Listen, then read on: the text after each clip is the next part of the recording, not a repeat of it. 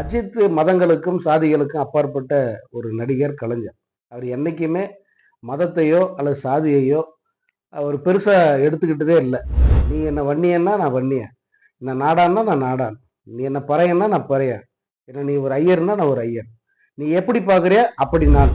இன்னொன்னு, அஜித் எல்லாம் மும்மத சம்மதத்தின்படி திருமணம் பண்ணிக்கிட்டவரு. தான் இந்த மதம் தான், இந்த சாதி தான் யாரும் முத்திரை குடுத்துட கூடாதுன்ட்டு அவர் இந்து, முஸ்லீம், கிறிஸ்டியன் இதெல்லாம் தாண்டி எல்லா முறைப்படியும் அவர் கல்யாணம் பண்ணிக்கிட்டவரு. அதனால இதை சொல்றதுக்கான முழு தகுதியும் அஜித்துக்கு உண்டு.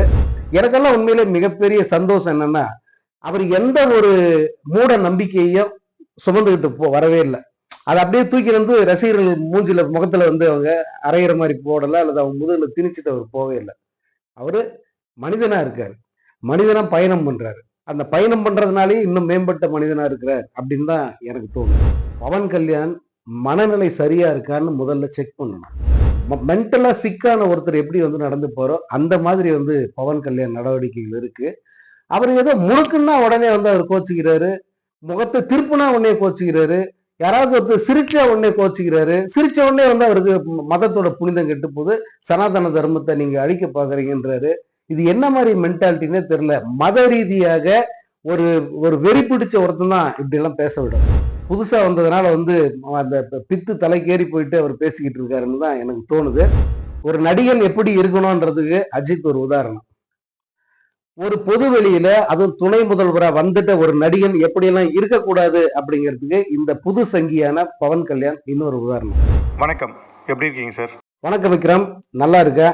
நடிகர் அஜித்குமார் கிட்டத்தட்ட 2 ஆண்டுகளாவது அவருடைய திரைப்படம் ரிலீஸ் ஆகி விடாமுயற்சி, குட் பேட் அக்லி பிஸியாக நடிச்சிட்டு இருக்காரு. இதுக்கடையில் பார்த்தீங்கன்னாக்க கிட்டத்தட்ட பல மாதங்களாக பைக் ரைடு போயிருந்தார். அந்த டைமில் ஒரு வீடியோ ஒன்று வெளியிட்டிருக்காரு. அந்த வீடியோ இப்போ சோஷியல் மீடியாவில் வெளியாகி வைரல் ஆகிட்டுருக்கு. அதில் அவர் என்ன சொல்லியிருக்காரு அப்படின்னா, மதமும் சாதியும் நீங்கள் இதுவரை சந்திக்காத மனிதர்களை கூட வெறுக்க வைக்கிறது என்று ஒரு கூற்று உண்டு, அது ரொம்பவே உண்மை அப்படின்னு சொல்லியிருக்காரு. இன்னொன்று என்ன சொல்லியிருக்காரு அப்படின்னா, பயணம் உங்களை நல்ல மனிதனாக்கும் அப்படிங்கிற ஒரு விஷயத்தையும் சொல்லியிருக்கிறார். இது எப்படி பார்க்குறீங்க? அவரு சரியாத்தான் சொல்லியிருக்காரு, உண்மையா பேசியிருக்காரு. அஜித் மதங்களுக்கும் சாதிகளுக்கும் அப்பாற்பட்ட ஒரு நடிகர், கலைஞர். அவர் என்னைக்குமே மதத்தையோ அல்லது சாதியையோ அவர் பெருசா எடுத்துக்கிட்டதே இல்லை. அந்த வீரம் படத்துல ஒரு டயலாக் வச்சிருப்பாரு, "நீ என்ன வன்னியன்னா, நான் வன்னியன். என்ன நாடான்னா, நான் நாடான். நீ என்ன பறையன்னா, நான் பறையன். என்ன நீ ஒரு ஐயர்னா, நான் ஒரு ஐயர். நீ எப்படி பார்க்குறியோ அப்படி நான். எனக்கு எந்த சாதியும் மதமும் கிடையாதுடா." அப்படிங்கிறத ரொம்ப அழுத்தமான ஒரு டைலாக்ல பட்டாசாக சொல்லியிருப்பார் அந்த படத்துல.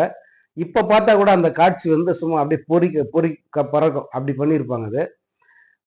அந்த மாதிரி ஒரு மனநிலை உள்ள ஒரு நடிகர் அவரு. அதனால அவரு மிகச்சரியா இதுல சொல்லியிருக்காரு. நீங்க ஒரு ஒரு ஹிந்து, ஒரு கிறிஸ்டியன், ஒரு முஸ்லீம் அப்படின்னு ஒருத்தனை தெரிஞ்சிருச்சுன்னா முன்கூட்டியே நீங்க அவனை பத்தி ஒரு முடிவுக்கு வந்துருவீங்க. ஓ, இவன் இப்படித்தான் இருப்பான். ஒரு முஸ்லீம் இப்படித்தான் இருப்பான். ஒரு கிறிஸ்டியன் இப்படி ஒரு முடிவுக்கு வந்துருவீங்கல்ல. ஆனா இது எதுவுமே தெரியாத ஒரு ஊருக்கு போங்க, அவன் என்ன ஜாதி என்ன மதம்னே உங்களுக்கு தெரியாது. அவங்ககிட்ட போய் நீங்க இயல்பா பழகுவீங்க.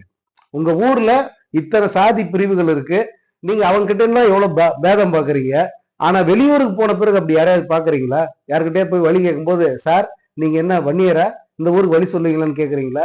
இல்ல நீங்க முதலியாரா வரி சொல்லுங்க கேக்குறீங்களா? இல்ல இல்ல, நேரா போயிட்டு அண்ணன், அப்ப அண்ணன் இயல்பா வந்துருது பாருங்க, எவ்வளவு பாசம். அண்ணன் இந்த ஊருக்கு என்னென்ன வழி இப்படி கேட்க தோணுது இல்லையா? அதைத்தான் அஜித் அதுல சொல்லியிருக்காரு. பயணம் ஒரு மனிதனை மேன்மைப்படுத்தும். குறிப்பா விரும்பி பயணம் போறாங்க பாருங்க, அதுவே பேஷனா வச்சுக்கிட்டு இருக்காங்களே, அவங்களுக்கு ஜாதி மதம்ங்கிறதெல்லாம் இயல்பாவே இல்லாம போயிடும். இயல்பாவே அதை அவங்க ஒரு பொருட்டாவே பார்க்க மாட்டாங்க. அதைத்தான் அஜித் ரொம்ப அழகா இங்கிலீஷ்ல அத்தனை பேருக்கும் புரியுற மாதிரி அவர் சொல்லியிருக்காரு. இன்னொன்னு, அஜித் எல்லாம் மும்மத சம்மதத்தின்படி திருமணம் பண்ணிக்கிட்டவர். தான் இந்த மதம் தான், இந்த சாதி தான் யாரும் முத்திரை குடுத்துட கூடாதுன்ட்டு அவர் இந்து, முஸ்லீம், கிறிஸ்டியன் இதெல்லாம் தாண்டி எல்லா முறைப்படியும் அவர் கல்யாணம் பண்ணிக்கிட்டவரு. அதனால இதை சொல்றதுக்கான முழு தகுதியும் அஜித்துக்கு உண்டு. எனக்கெல்லாம் உண்மையிலே மிகப்பெரிய சந்தோஷம் என்னன்னா, அவர் எந்த ஒரு மூட நம்பிக்கையையும் சுமந்துகிட்டு வரவே இல்லை. அதை அப்படியே தூக்கி ரசிகர்கள் மூஞ்சில முகத்துல அவங்க அரைகிற மாதிரி போடல, அல்லது அவங்க முதுகுல திணிச்சுட்டு அவர் போவே இல்லை. அவரு மனிதனா இருக்காரு, மனிதனா பயணம் பண்றாரு. அந்த பயணம் பண்றதுனாலே இன்னும் மேம்பட்ட மனிதனா இருக்கிறார் அப்படின்னு தான் எனக்கு தோணுது. நம்மளுடைய பக்கத்து மாநிலம் ஆந்திரா, அங்கே வந்து பார்த்திங்கன்னா பவன் கல்யாண் அவர்கள் தான் துணை முதல்வராக இருக்கிறார். அவர் வந்து திருப்பதி லட்டில் வந்து கொழுப்பு கலந்துருச்சு அப்படிங்கிறதுக்காக வந்து இப்போ விரதம் இருக்கிறாரு. ஏன்னா திருப்பதி கோவிலில் வந்து தீட்டு படிஞ்சிருச்சு, ஸோ அதை வந்து சுத்தம் செய்கிறேன், அதனால் விரதம் இருக்கிறேன் அப்படிங்கிற மாதிரிலாம் பத்திரிகைகளில் வந்து பேசிட்டு வந்தார். அவர் கிட்டத்தட்ட ஒரு முழு சங்கியாவே மாறிட்டார் அப்படின்னு சொல்லிட்டு தமிழக பத்திரிகைகள்லாம் வந்து கடுமையாக விமர்சனம் பண்ணிகிட்டு இருக்காங்க. ஸோ அஜித் அவர்கள் இது மாதிரியான ஒரு விஷயங்களை வெளியிடுறாரு, ஆனால் சக நடிகரான பவன் கல்யாண் அவர்கள் இந்த மாதிரி நடந்துக்கிறாரு. இது எப்படி பார்க்குறீங்க சார்? இந்த பவன் கல்யாண் விஷயத்த கேட்டீங்க இல்லையா, அது வந்து நானே நிறைய சொல்லணும்னு நினச்சிக்கிட்டு இருந்தேன். உண்மையாகவே வந்து பவன் கல்யாண் மனநிலை சரியா இருக்கான்னு முதல்ல செக் பண்ணணும். இந்த எலெக்ஷன்ல ஜெயிச்சு இந்த மாதிரி ஒரு இடத்துக்கு வந்த உடனே அவர் பேச்சு, அவர் நடவடிக்கை, அவருடைய உடல் மொழி, முக்கியமா அவருடைய பாடி லாங்குவேஜ் நீங்க பாத்தீங்கன்னா ஏதோ மென்டலா சிக்கான ஒருத்தர் எப்படி வந்து நடந்து போறோம் அந்த மாதிரி வந்து பவன் கல்யாண் நடவடிக்கைகள் இருக்கு. அவர் ஏதோ முழுக்குன்னா உடனே வந்து அவர் கோச்சுக்கிறாரு, முகத்தை திருப்புனா உடனே கோச்சுக்கிறாரு, யாராவது ஒருத்தர் சிரிச்சா உடனே கோச்சுக்கிறாரு, சிரிச்ச உடனே வந்து அவருக்கு மதத்தோட புனிதம் கெட்டு போகுது, சனாதன தர்மத்தை நீங்க அழிக்க பாக்குறீங்கன்றாரு. இது என்ன மாதிரி மென்டாலிட்டின்னே தெரியல. மத ரீதியாக ஒரு ஒரு வெறி பிடிச்ச ஒருத்தன் தான் இப்படி எல்லாம் பேச விடும். அதான் மதம் எளிதில் ஒருத்தனை மதம் பிடிக்க வச்சிருன்னு சொல்றாங்கல்ல, அதுதான் இது. இப்போ பவன் கல்யாணுக்கு நியாயமா அந்த மதம் பிடிச்சிருக்கு, அதுல இருந்து வெளியே வரலன்னா இன்னும் மோசமான அசிங்கமான விளைவுகள் எல்லாம் வந்து அவர் பார்க்க வேண்டி இருக்கும். ரொம்ப நாளைக்கு வந்து இந்த மாதிரி கூத்துக்களை எல்லாரும் வேடிக்கை பார்த்துட்டு இருக்க மாட்டாங்க.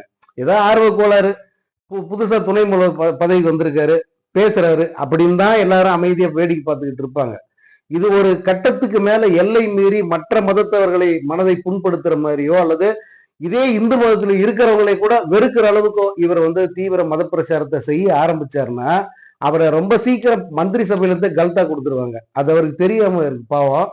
புதுசா வந்ததுனால வந்து அந்த பித்து தலைக்கேறி போயிட்டு அவர் பேசிக்கிட்டு இருக்காருன்னு தான் எனக்கு தோணுது.